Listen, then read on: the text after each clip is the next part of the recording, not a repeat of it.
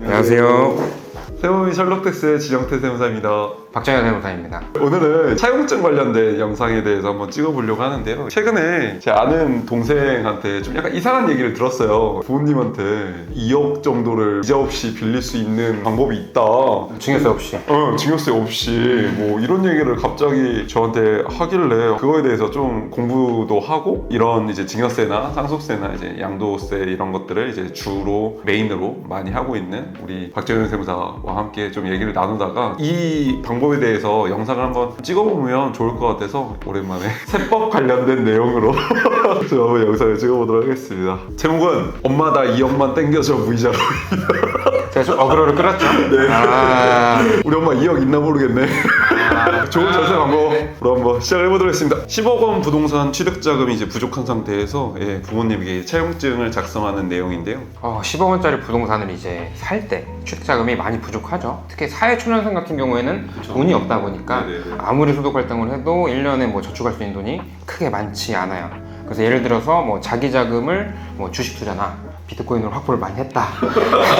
그래서 한 4억 정도까지는 저축을 많이 했고, 그리고 대출로 뭐 한 3억 정도를 받았고, 이게 저희가 뭐 DTI나 뭐 이런 게 좀 대출이 이제 많이 안 나오다 보니까 나머지 자금이 3억이나 부족을 한 상황인데, 그 경우에 부모님한테 이제 빌려서 차용증을 작성을 하는 거죠. 그래서 이제 증여세가 없이 차용할 수 있는 금액이라고 해서 많은 유튜버 분들이나 이제 블로그나 이런 데서 많이 홍보를 하고 있는데요. 그게 실질적으로는 2억 1,700만 원 정도 됩니다.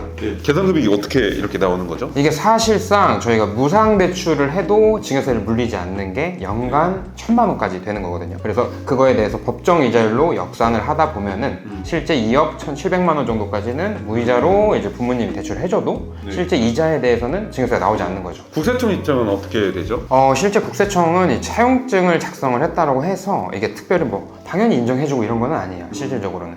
왜냐면은 차용증이라는 거는 이제 채무 관계를 이제 형성을 하는 건데 부모 자식 간에 뭐 차용증을 쓰고 하는 게 실질적으로 그렇죠. 쉽지 않죠. 거의 없다고 보시면 되실 것 같아요. 그럼 차용증 쓸 바에는 그냥 너희 주겠다 약간 이렇게 하시는데 국세청도 그걸 이해를 하다 보니까 이거는 저희가 차용증 인정 못 해주겠다. 어떻게 보면 증여로 추정을 하겠다 뭐 이런 얘기로 봐야겠네요. 맞습니다. 증여로 추정을 해서 이제 실질적으로 이게 차용이 맞는지 판단을 해서 이거를 증여세를 물리거나 아니면 인정을 해주거나 이렇게 둘 중에 하나로 가게 되는 거죠. 추정이라고 하면 이게 입증이 되면 풀리는 거고 입증이 되지 않으면 그대로 이제 세금을 매기겠다 뭐 이런 뜻일 것 같은데 그러면 여기서 말하는 리스크 감소 세 가지는 그럼 어떤 걸 얘기를 하는 걸까요? 증여세를 내지 않기 위해 리스크를 감소를 해야 되는데 그게 포인트가 한 3가지 정도가 있습니다. 왜냐면은 이 부분을 지킨다라고 했을 때 국세청에서 차용증을 인정해줄 확률이 굉장히 높아진다는 거죠. 그래서 그 3가지를 두고 있고요. 첫 번째로는 이제 차용증을 제때에 작성을 하는 건데 실제 계좌 이체를 받았을 때 차용증을 작성을 하는 겁니다. 보통은 이제 1억을 주겠다고 증여를 이제 해놓고 나중에 세무조사 나오니까 아니다 사실 우리 2년 전에 뭐 차용증 썼다 그때 가서 그렇죠. 그렇게 하면 국세청은 분명히 수상하게 보고 이제 문서 감정도 맡기고요 실제로 이게 언제쯤에 작성이 됐는지 포렌식 조사를 말씀하시는 거죠? 맞습니다. 그래서 이제 소급 작성은 안 되고 정확한 날짜에 맞게 작성을 해야 됩니다. 어떻게 보면 그때 차용증을 작성을 하고 공증까지 받아놓으면 오히려 더 좋을 수도 있겠네요. 그러면 맞습니다. 그 다음에 이제 설명드릴 내용인데 저희가 공증을 받거나 이제 내용 증명을 사용을 하는데요. 보통 이제 공증은 금액 대비 수수료가 책정이 되니까 좀 상당히 비용이 비싸요. 공증인가 법인에 이제 맡겨야 되는 거고. 근데 이제 우체국 내용 증명은 상대적으로 뭐 10,000원 이하로 해가지고 이제 저희가 실제로 증빙을 꾸밀 수 있기 때문에 보통은 이제 우체국 내용 증명을 추천을 하죠. 공정과 내용 증명은 어떻게 보면 같은 효과를 좀 볼 수가 있는 건가요? 네, 같은 효과 볼 수 있는데 이제 내용 증명은 좀 아쉬운 거는 3년밖에 보관이 안 되다 보니까 일단은 서로 이제 저희가 내용 증명은 세부를 작성을 하지 않습니까? 처음에 채무자, 채권자, 그리고 우체국 이렇게 3명이서 보관을 하게 되는데 내용 증명을 보내고 나서 그거를 스캔을 해서 메일로 주고받으면 확실히 저희가 객관적으로 볼 수 있죠. 그래도 3억 정도 빌렸을 정도의 부모님이면 저는 공증 조금 돈 내더라도 공증을 하는 게 더 좋을 것 같기는 해요. 이게 공증으로 하면 아무래도 조금 더 확실하잖아요. 내용 증명은 아까 말씀하셨듯이 뭐 3년이 지나가면 어떻게 보면 효력이 좀 잃는 그런 걸로 볼 수가 있을 것 같은데 공증까지 같이 하면은 법무법인에서 해주는 거니까 공증 자체는 더 좋죠. 그리고 이제 세 번째 중에 마지막인데 원리금을 상환할 때 매년이 아니라 매달 해야 됩니다. 왜냐하면 보통적으로 이제 자금 출처 조사, 네네. 이제 취득 자금이 부족한데 뭐 물건을 샀다, 네네. 이런 경우 자금 출처 조사가 나오는데 네네. 이에 대해서 이제 한 1년이 지나고 또는 3년 정도 지났을 때 자금 출처 조사가 나올 수가 있어요. 근데 매년 상환하게 되면은 네. 이자나 원리금을 납입한 게 한 번, 두 번밖에 안 되는 거죠, 실질적으로는. 네. 그럼 국세청은 이게 연속성이 없다라고 보고 이거는 증여다라고 볼 가능성이 있어요. 네네. 그래서 매달. 원리금 상환 자체를 매달. 네, 그리고 이제 계좌에다가 이제 적유를 적지 않습니까? 그때도 이제 원리금 상환이라고 적어두면은 굉장히 좋죠. 너무 좀 깐깐하죠? 부모자식간인데. 근데 이자를 계속 안 줘도 되니까 어떻게 보면 이자에 대한 원천 징수라든지 이런 거는 딱히 필요가 있지는 않겠어요. 비용합대금 이익에 대한 뭐 원천 징수라든지 이런 건 딱히 없어도 될 것 같은데, 그래도 원금만 꾸준히 매달 상환만 한다라고 하면 그래도 리스크 자체가 조금은 그래도 많이 줄어든다는 말씀이신 거죠?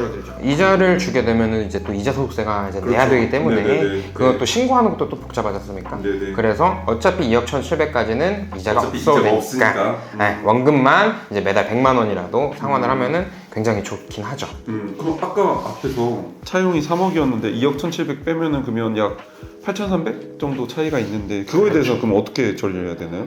실질적으로 원칙대로 법정 이자율인 4.6%대로 하는 게 이자를 주든지 실제로 주는 게 좋죠. 그거에 대해서 증여세를 일부 내던지. 네, 일부 내야 되는데 또 매년 발생을 하니까 그럴 바에는 뭐 예를 들어 깔끔하게 2억까지는 무이자로 하고 네네네. 1억은 유이자로 해서 예. 깔끔하게 정리를 하시는 게 오히려 좋죠.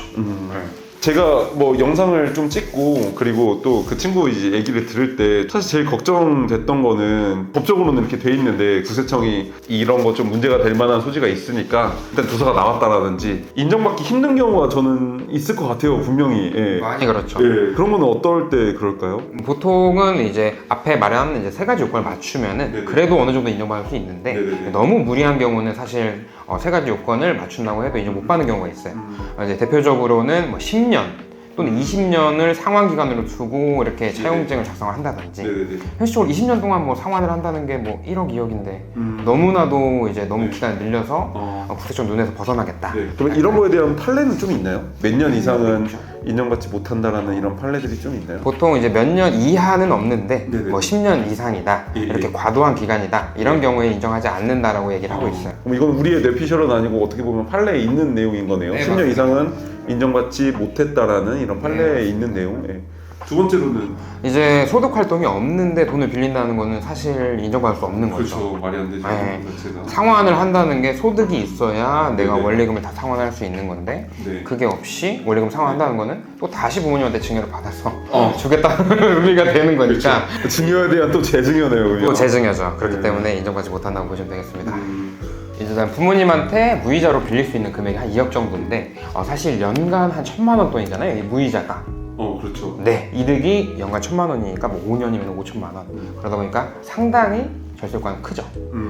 은행에서 빌려서 이자를 납입하는 것보다는 사실 부모님한테 그렇게 실질적인 증여를 받는 게 그리고 법적으로도 뭐 예외를 두고 있고 그렇기 때문에 굉장히 오늘은 또 좋은 방법에 대해 얘기를 나눠봤습니다. 오늘 차용증에 관한 얘기는 여기까지 하도록 하고요. 좀 많은 도움이 되셨으면 좋겠습니다. 네, 감사합니다. 감사합니다.